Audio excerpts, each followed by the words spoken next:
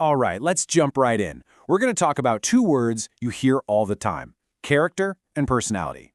We kind of throw them around as if they mean the same thing, but as you're about to see, there's a really deep and fascinating difference between them. I mean, think about it for a second. We say things like, oh, they have such a good personality, or now that person has strong character. But what are we actually saying? These phrases are everywhere, but if you had to define them on the spot, it gets a little hazy, right? Well, let's clear up that fog. Okay, let's get right to the core of it. Personality, that's basically just the stuff that makes you you. It's your default settings, your natural patterns of thinking and feeling. But character, that's different. Character is about what you do. It's your ethical code playing out in the real world. So put it this way, personality is who you are, but character is what you choose to do with it. You know, this whole drive to figure people out, to sort them into categories, it's nothing new. For literally centuries, we've been trying to create systems to explain why people act the way they do. And a lot of those early attempts started with the most obvious thing: what we look like. One of the really famous early theories was something called somatotypes. The whole idea was that your body type, whether you were, say, an endomorph, mesomorph, or ectomorph, was directly tied to your temperament. It's a fascinating idea for sure, but it's just way too simple to capture how complex we really are.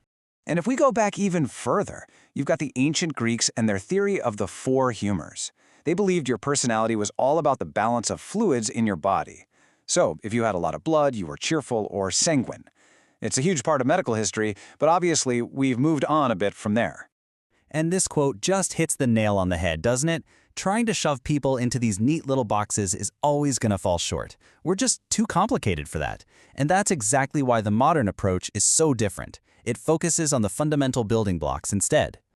So let's get into that modern framework. Instead of thinking about types, modern psychology looks at the ingredients of character.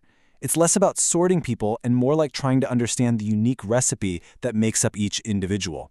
So researchers have identified 6 of these key ingredients. You've got moral stability, how committed you are to your values; ego strength, which is just your ability to think rationally; superego strength, that's basically your conscience. And then you mix in spontaneity, friendliness, and this thing called the hostility-guilt complex. It's the unique combination of these 6 things that really shapes a person's character. So what happens when you start mixing these ingredients? Well, they tend to form 5 distinct patterns of behavior. And you can almost think of these patterns as a journey of development, from our most basic, raw instincts all the way to true moral maturity. First up, you have the amoral pattern. And guess what? This is where every single one of us starts out as babies. At this stage, your world is super simple. You do things that feel good, and you avoid things that feel bad. There's no internal compass, just reacting to rewards and punishments. Now, when this infantile pattern sticks around into adulthood, well, that's when things get really problematic. The source material tells a story about a 20-year-old who is a chronic liar but was incredibly clever at justifying his own destructive behavior. He just didn't care about the consequences. In its absolute most extreme form, this pattern is what you see in a psychopath. Okay, next step on the path is the expedient individual. This person totally understands society's rules, but they only follow them when it's good for them.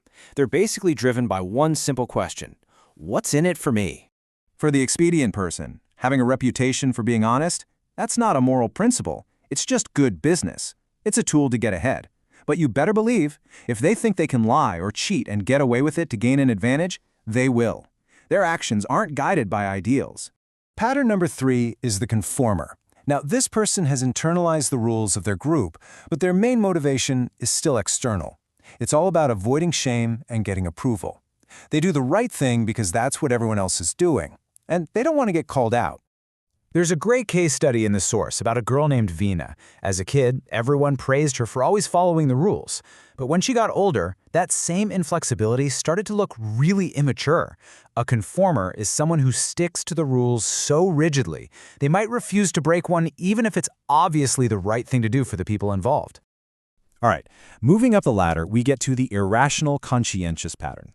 This person has a strong internal moral code, so they're not motivated by what other people think anymore. They're driven by their own conscience. But here's the catch. They apply that code blindly, without any flexibility. This is the classic letter of the law versus the spirit of the law person. For them, a rule is a rule. And that's the end of it. They completely miss the point that rules are supposed to serve people and make life better, and sometimes, for a compassionate reason, you have to bend them. And that brings us to the final and highest level of character development, the rational, altruistic individual. Just like the last type, these people have a solid internal moral code.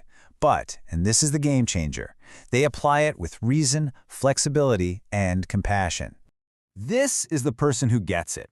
They understand that principles are meant to serve people, not the other way around.